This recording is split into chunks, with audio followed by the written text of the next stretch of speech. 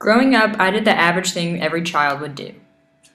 I would play dress up, go to the fair every year, eat my body weight in food, constantly play soccer or any sport for that matter, and even whip on the occasional motorcycle. However, some things came harder than others. A lot of my time in elementary school was spent in a speech therapy room similar to this one, where I learned not only how to speak more fluently and cohesively, but also a lot about self-confidence. My teacher, Mrs. Weber Simmons, constantly would remind me how smart I am, and to ignore people around me that may look at my impediments in a negative way. She would plaster into my head how to keep strong and be proud. On occasion, I would go home and practice words that didn't include the R sound and could act as a substitute. For example, we were going to Disney World that year, but I substituted it for Disneyland instead. Luckily, however, I grew up with all boys and an older brother, so defending myself came easy. Every class turned into routine for me, and almost daily my teacher would have me do certain activities to improve my stuttering and my inability to pronounce the R sound. For example, in many cases I started off class by making a bowl out of my tongue and holding water in it. This strengthened my tongue and its muscles, thus making it easier to pronounce the R sound.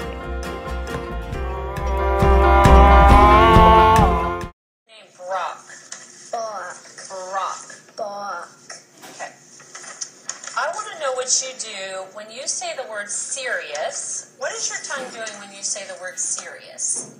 It kind of comes back. Are you going back like a backwards C? Yeah. Serious. Serious. Oddly enough, I loved to save as a child. Specifically in speech, we received a point for every homework assignment that we completed. The average student would receive a few points and spend it all on the spot for candy or toy. I, on the other hand, save up 12 points in order to be the teacher for the next class we had. After a few weeks, I finally earned it. To my shock as well as my peers and the rest of my school, that next class never came. Mrs. Weber Simmons died early that morning from a sudden heart attack. At first, I was bitter.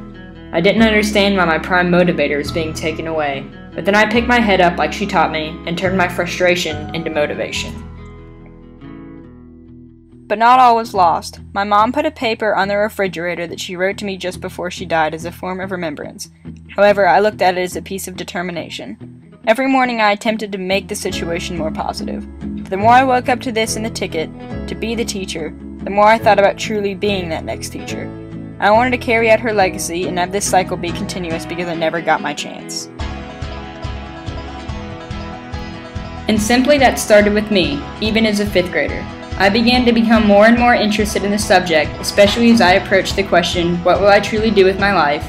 And now I find myself beginning to make my dream my new reality.